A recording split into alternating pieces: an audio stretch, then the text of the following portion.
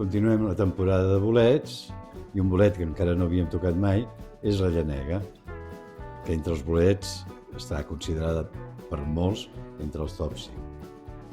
I avui farem un clàssic de cuina catalana. Avui farem estofat de vedella amb llanegues. Per a dues persones jo he agafat 400 grams de vedella, de jarret, concretament tallat a daus. Podem agafar alguna altra peça si ens agrada més. Uns 400 grams de llanega negra. Una ceba. Una pastanaga. 3 tomàquets petits. 2 patates. Una fulla de llorer i una branqueta de farigola, un got de vi negre i un got de vi ranci, farina blanca, brou de carn, oli d'oliva, sal i pebre,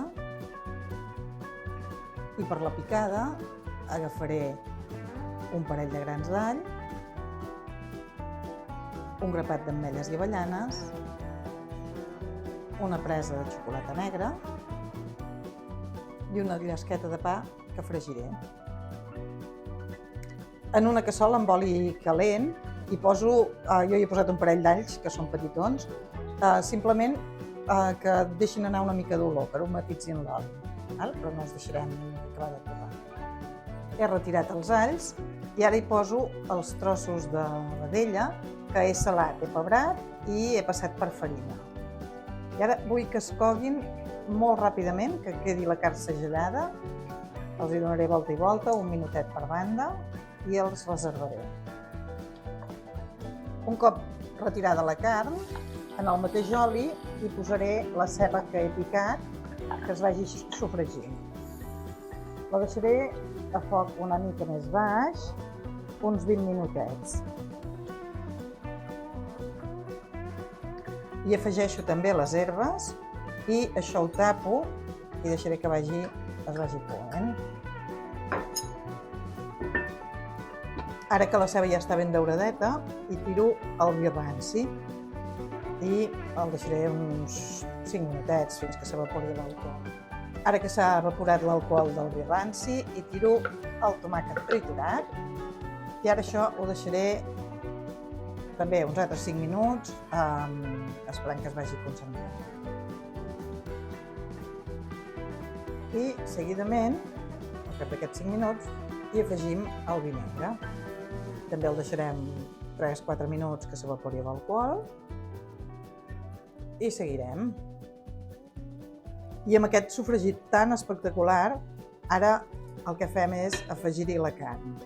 Això ho remeno bé i començaré la cocció de la carn. Això ho tindré a foc baixet, més o menys una hora.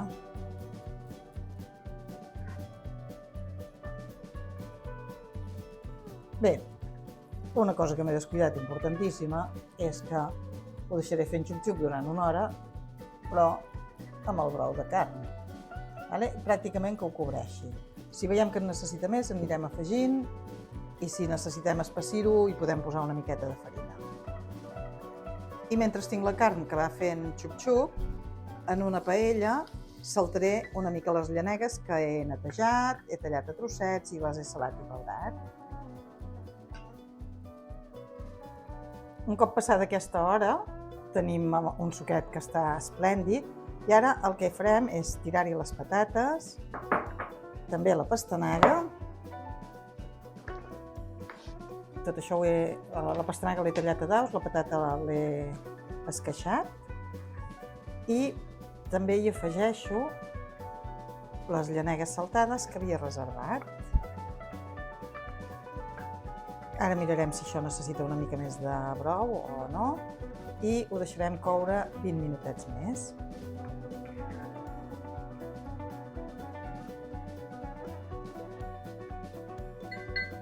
I ara ja l'últim que hi afegirem serà la picada que hem fet amb les ametlles, les avellanes la llesqueta de pa fregit, el gra d'all i la presa de xocolata.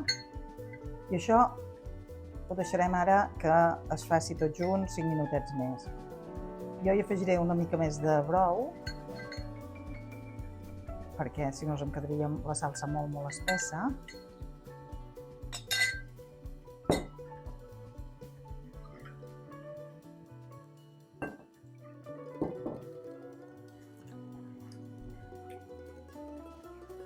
I aquest plat, com tots els estofats, millor fer-lo d'un dia per l'altre. És a dir, que ara el deixarem 5 minutets més i el deixarem reposar tota la nit per menjar-nos el demà.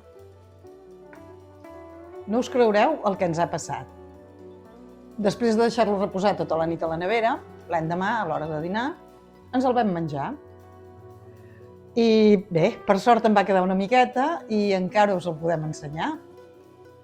El que sí que podem dir ara aquesta vegada és que ha quedat boníssim. Molt bon profit!